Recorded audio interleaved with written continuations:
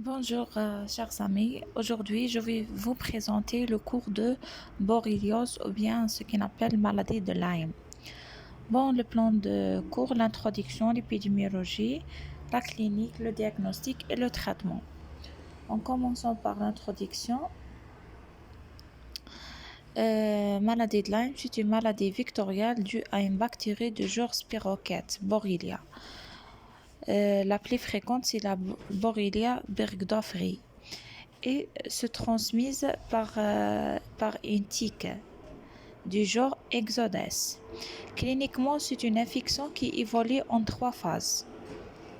Euh, comme la syphilis, on a trois phases.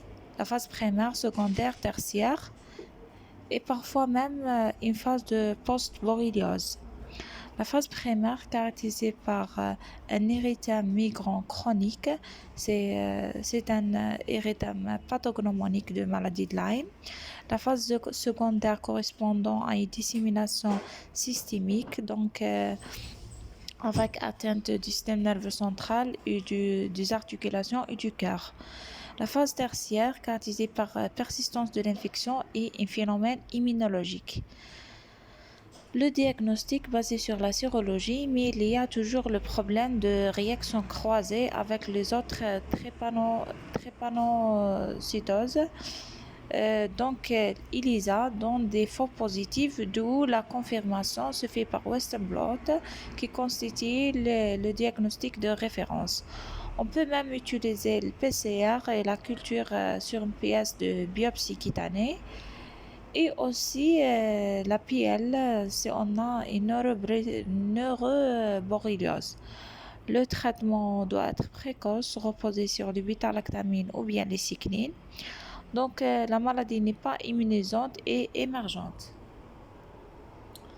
On passe au chapitre d'épidémiologie. Avant, on dit que la maladie de Lyme, c'est une maladie émergente décrite la première fois en USA en 1978, où une femme qui vit dans la ville de Lyme, elle a remarqué qu'il y avait des arthrites chez les enfants. Donc, il y a une épidémie des arthrites. Donc, en 1982, Burgdorferi, il a réussi de trouver la bactérie responsable à l'intérieur de tic Exodes. Pour l'agent causal, Borrelia, c'est une bactérie spirochète, comme dans la syphilis et la leptospirose. Elle est très sensible aux antibiotiques, caractérisée par des mouvements de rotation. Elle possède 7 flagellaires. Leur culture est difficile, nécessitant une température entre 34 et 37 degrés et un milieu spécifique, c'est le milieu de Kelly. Elle a plusieurs espèces on a les trois les plus fréquents, c'est Borrelia burgdorferi, Borrelia grani et Borrelia avzini. La répartition de ces spirochètes diffère selon la région et la dispersion de ces bactéries est aussi corrélée avec la dispersion des tiques. Bon, pour le réservoir, le vecteur, c'est la tique. Le cycle de la tique est long. C'est un vecteur compétent. Tick-borne, c'est un arthropode avec des pattes articulées et du corps segmenté. Il évolue en trois phases, la nymphe, larve et l'adulte. Le réservoir, ce sont des rongeurs et chaque espèce préfère un animal hôte. L'éthique femelle qui pique ou bien mordre. L'autre sont les rongeurs, les oiseaux, les cervicides, les oiseaux migrateurs tels que les cigonnets. Pour le mode de transmission, c'est la piqûre de la tique à tous les stades, mais généralement la nymphe qui transmet la maladie. La piqûre est indolore et la durée d'attachement très importante, environ maximum entre 48 heures jusqu'à 62 heures. Elle aime les régions sombres et humides, donc les cuisses, les creux poplité. Elle ne provoque pas de douleur, donc leur activité augmente en période et en heures chaudes. Il y a quelques cas décrits de transmission transmissionnelle. Bon, pour la répartition géographique, c'est une maladie émergente. La répartition est en fonction de la dispersion de vecteurs et de réservoirs. Bon, le premier cas décrit en Algérie, c'était en Sétif. C'est une jeune fille qui a présenté lymphocytose borrélien.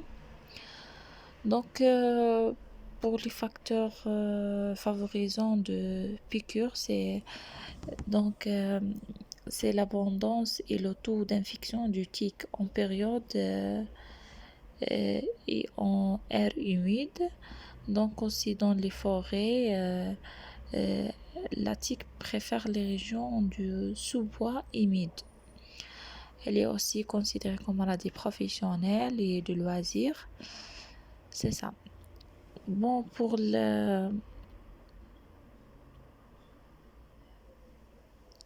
un peu de pathogénie. Donc, après l'érythème migrant, actuellement on n'appelle pas érythème migrant chronique. Donc, il y a dissémination de la bactérie qui va donner par la suite une atteinte neurologique, surtout l'atteinte du nerf 7, avec paralysée, atteinte cardiaque, myocardite. Puis la phase tertiaire avec des manifestations chroniques par mécanisme immunologique, par auto-immune. Parfois même le quatrième phase, c'est le syndrome post-borrelia. En attaquant la clinique, donc à l'interrogatoire, recherchez surtout la promenade en région boisée avec piqûre de tique. Donc la phase primaire, la durée d'incubation est de quelques jours à 1 mois, 3 jours jusqu'à 30 jours. Caractérisé par l'érythème chronique migrant, c'est un érythème annulaire à centre clair, bordé avec des bordures actives et d'extension centrifuge. La lésion initiale, c'est la papule rouge peu infiltrée. On trouve le point de piqûre d'insectes ou bien de tiques centré par une petite point noirâtre d'aspect en concarde, à bord bien limité, d'extension environ 3 cm par semaine, peut atteindre jusqu'à 10 à 20 cm de diamètre. Il n'y a pas de fièvre. Il localise préférentiellement au niveau de la cuisse et de creux poplité. Donc c'est ça. La phase secondaire, c'est la phase de dissémination hématologique. La durée de 1 semaine jusqu'à 3 semaines, caractérisée par des manifestations cardiaques, articulaires et neurologiques. Bon, pour cardiaque, c'est la myocardite, c'est la plus grave, survient après 21 jours jusqu'à 1 mois, caractérisée par palpitations, dyspnée de la thoracique. À l'ECG, on trouve un BAV, l'isolement de germes dans le myocarde, plus de réactions immunologiques. Le traitement basé sur des antibiotiques et anti-inflammatoires. L'atteinte articulaire possible à tout l'âge, particulièrement chez les enfants, rassemble le RA. C'est pour ça on dit le PNG. Ça règle le problème parce que Borrelia, c'est une bactérie sensible aux antibiotiques. Donc, caractérisée par des algies précoces migratrices, touche plusieurs articulations. Donc, elle donne des arthrites, oligo-arthrites ou bien monoarthrites, symétriques, récidivantes, touche surtout les grosses articulations, préférentiellement genoux. La radio normale, liquide articulaire et type inflammatoire, parfois périllon chez les enfants. Donc, c'est une arthrite non destructive, évoluée par des poussées. Le diagnostic est difficile. Et l'antibiotique est efficace, soit l'amoxicilline, soit ceftriaxone, conduit à la disparition de cette arthrite.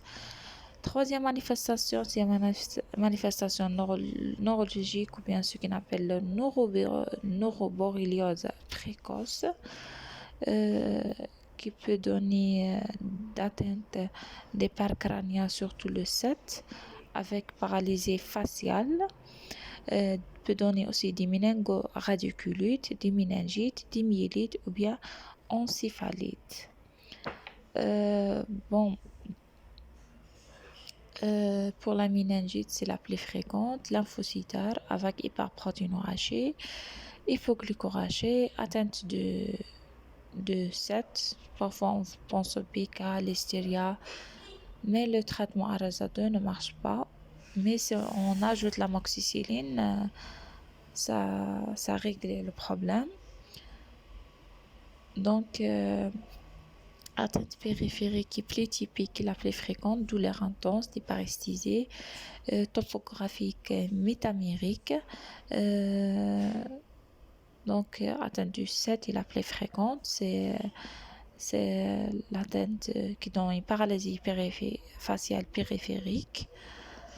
C'est ça, parfois d'autres atteintes telles que la lymphocytose cutanée, parfois atteinte oculaire uveique, parfois cytolyse hépatique, etc. On passe aux phases tertiaires, survient après des mois et après des années, c'est la phase immunologique. Euh, on peut avoir une atteinte lymphocytose cutanée bénigne, parfois une acrodermite chronique atrophiante, et la neuroborreliose chronique caractérisée par des encéphalites ou bien syndrome de CEP-like. Donc toujours devant suspicion de CEP, on fait la sérologie de Lyme.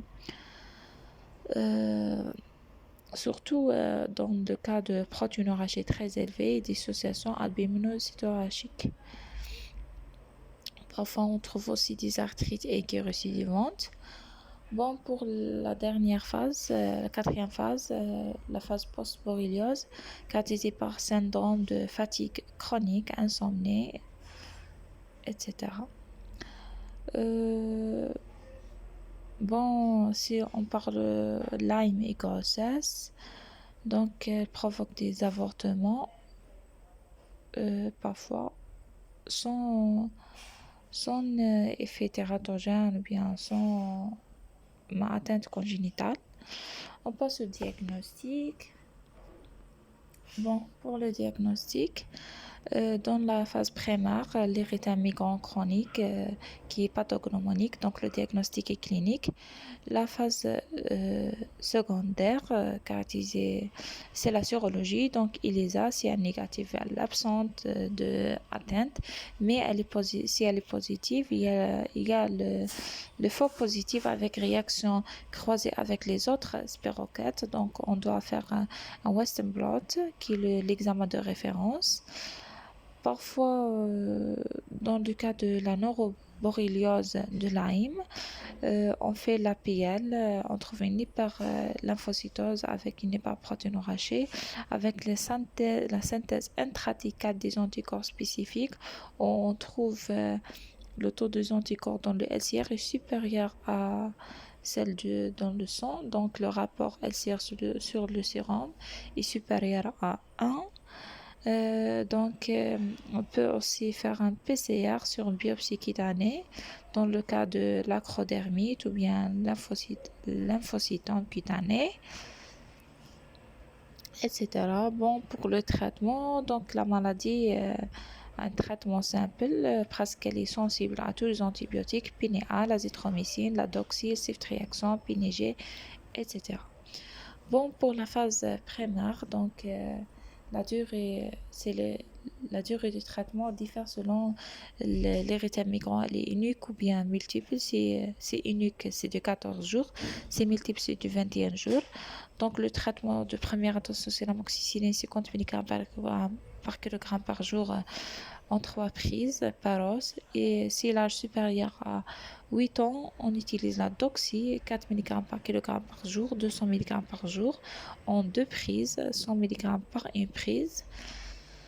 La phase secondaire et tertiaire, si on a la noroborréliose avec atteinte ménagée dans la ciftriaxone, en IM ou bien en IV, entre 75 jusqu'à 100 mg par kg par jour, ne dépasse pas 2 grammes par jour pendant 14 jusqu'à 21 jours.